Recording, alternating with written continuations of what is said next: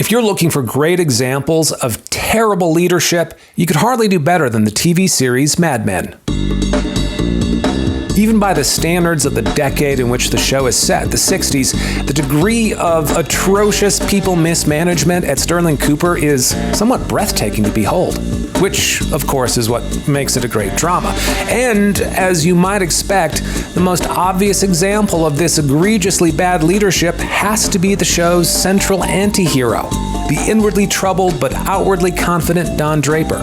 Now, let's be honest, most of us love Don. But no amount of good looks or prodigious talent can paper over the horrible ways in which he treats his people. And there's no better example of this than what is arguably my favorite scene of the series and possibly one of my favorite TV scenes of all time. It takes place in an elevator between Don and the copywriter Michael. In this particular moment, on that elevator, Michael is seething with resentment and fury at Don. No doubt for many things, but the most recent slight comes when Don pitches his own idea over Michael's to a client. What do I care? I got 1 million of them. Good. I guess I'm lucky you work for me. I feel bad for you. I don't think about you at all.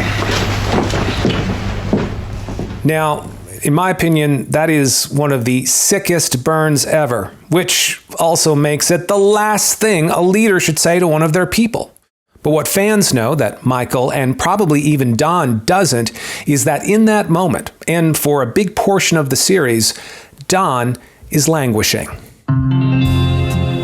Now, you've probably heard that word a lot lately, since the concept of languishing has gone viral thanks to author and organizational psychologist Adam Grant. Earlier this year, he wrote an article for the New York Times where he described languishing, that state between depression and burnout, which he calls the neglected middle child of mental health. You don't feel hopeless, and you can function, sometimes even at a high level, but you don't feel dynamic either. Instead, you're directionless, stagnant, empty. According to Grant, the emotional toll of the pandemic has caused many of us to languish, so much so that he described languishing as potentially the dominant emotion of 2021. And he's obviously touched a nerve, since that article has been shared over and over. Within a day of its publication, it was shared with me personally no less than 12 times.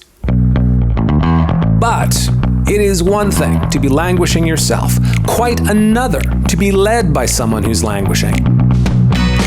As Michael can attest with Don Draper, that can be an elevator full of pain headed straight to the basement. A nightmare scenario that our guest on this episode happens to think about all the time.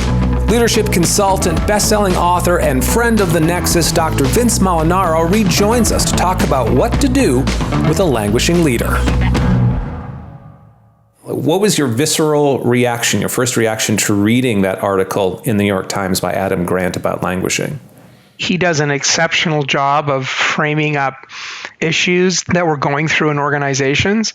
And so to me, it was very consistent with what I've written kind of years before, but also I think it was really helpful to have someone of his stature really comment on something like that. What it also did is it really validated what I was seeing day to day in working with my customers of leaders who are just feeling overloaded, overworked. There's just a lot going on. And that's also consistent with what I felt last year. There was that peak of the crisis. Everyone figured it out as best they could. And then as I looked to 2021, my gut was saying, I think this year is going to be harder. Just the additional work, the additional complexity, the additional pressure is just adding on people.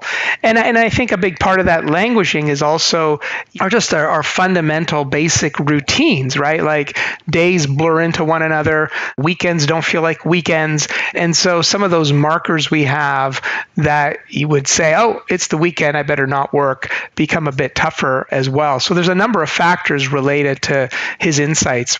What's important is he's given us the platform to have a conversation. One of the first bits of advice that you give to leaders, if they happen to be languishing, is admit that you're languishing. Is that actually a difficult thing for leaders to do? Well, I think there's a couple of aspects to it. Number one, you do lose perspective.